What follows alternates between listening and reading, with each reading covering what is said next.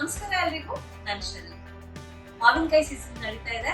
Variety ಮಾವಿನಕಾಯಿಗಳು ಸಿಗ್ತವೆ. ಇವತ್ತು ನಾನು ನಿಮಗೆ ಒಂದು ಮಾವಿನಕಾಯಿಯಲ್ಲಿ ಹುಳಿ ಹುಳಿ ಖಾರ ಖಾರ ಆಗಿರೋ ಒಂದು ಚಟ್ನಿನ ಹೇಗ್ ಮಾಡೋದು ಅಂತ ತಿಳಿಸ್ತೀನಿ. ಏನೆಲ್ಲ ಸಾಮಗ್ರಿಗಳು ಬೇಕು, ಹೇಗ್ ಮಾಡೋದು. ನಾನಿಲ್ಲಿ ಸಣ್ಣ ಮಾವಿನಕಾಯಿ ಆದ್ರಿಂದ 2 ಸ್ಲೈಸ್ ಮಾವಿನಕಾಯಿಗಳನ್ನ ತಗೊಂಡಿದ್ದೀನಿ. ದೊಡ್ಡದಾದ್ರೆ ಈ ಒಂದೇ ಸೈಡ್ ಸಾಕು.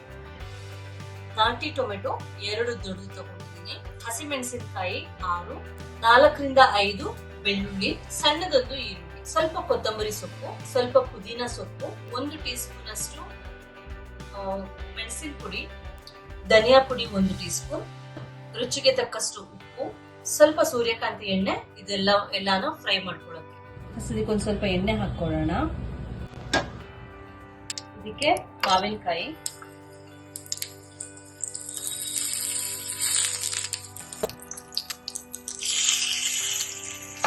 ಟೊಮೆಟೊ, ಹಸಿಮೆಣಸಿನಕಾಯಿ, ಬೆಳ್ಳುಳ್ಳಿ ಇದೆಲ್ಲ ಹಾಕೊಂಡು ಟೊಮೆಟೊ ಮತ್ತೆ ಮಾವಿನಕಾಯಿ ಸ್ವಲ್ಪ ಸಾಫ್ಟ್ ಆಗೋ ತನಕ ಕಡಿಮೆ ಉರಿಲಿ ಬೇಯಿಸ್ಬೇಕು. ಅದು ಸಿಪ್ಪೆ ತೆಗಿಯಕ್ಕೆ ಆಗ್ಬೇಕು, ಅಷ್ಟು ಬೇಯಿಸ್ಬೇಕು. ಇದನ್ನ ಮುಚ್ಚಿ ಸ್ವಲ್ಪ ಹೊತ್ತು ಬೇಯಿಸೋಣ. ಇದನ್ನ ತಿರುಗು ಹಾಕೊಳ್ತಾ ಇದ್ದೀನಿ, ಆಗ ಸಿಪ್ಪೆ ಬೇಗ ತೆಗಿಬಹುದು. 2 ಸೈಡ್ ಚೆನ್ನಾಗಿ ಬಂದ್ರೆ ಇದನ್ನು ಸ್ವಲ್ಪ ಮಿಕ್ಸ್ ಮಾಡ್ಕೊಳ್ಳೋಣ.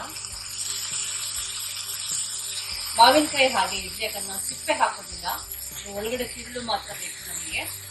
ಅದು ಮಾವಿನಕಾಯಿ ಹಾಗೆ ಇರೋಣ.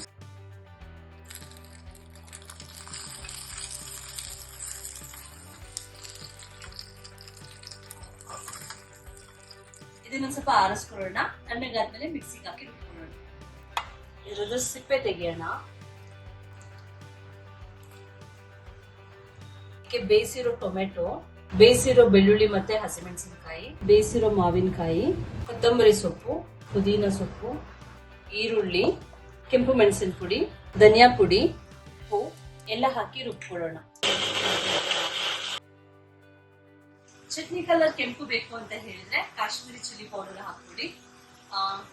ಇದು ಕಲರ್ ಚೆನ್ನಾಗಿದೆ, ನನಗೆ ಕೆಂಪು ಕಾಣಿಸ್ತಾ ಇಲ್ಲ. ಟೇಸ್ಟ್ ಚೆನ್ನಾಗಿದೆ, ಹುಳಿ ಹುಳಿ ಆಗಿದೆ, ಖಾರ ಖಾರ ಆಗಿದೆ. ಇಡ್ಲಿ, ದೋಸೆ ಅಥವಾ ಚಪಾತಿ ಜೊತೆ ತುಂಬಾ ಟೇಸ್ಟಿ ಆಗಿರುತ್ತೆ. ಅಥವಾ ಅನ್ನದ ಜೊತೆನೂ ತಿನ್ಬೋದು. ಬಿಸಿ ಬಿಸಿ ಅನ್ನಕ್ಕೆ ಸ್ವಲ್ಪ ತುಪ್ಪ ಹಾಕೊಂಡು ತಿಂತಾ ಇದ್ರೆ ತುಂಬಾ ಚೆನ್ನಾಗಿರುತ್ತೆ. ಮನೇಲಿ ಒಂದ್ಸಲ ಟ್ರೈ ಮಾಡಿ ನೋಡಿ. ನಿಮಗೆ ಇಷ್ಟ ಆದ್ರೆ ನನಗೆ ಕಮೆಂಟ್ ಸೆಕ್ಷನ್ ನಲ್ಲಿ ತಿಳಿಸಿ. ಇನ್ನೊಂದ್ಸಲ ಭೇಟಿ ಆಗೋಣ ಇನ್ನೊಂದು ಹೊಸ ರೆಸಿಪಿ ಜೊತೆ.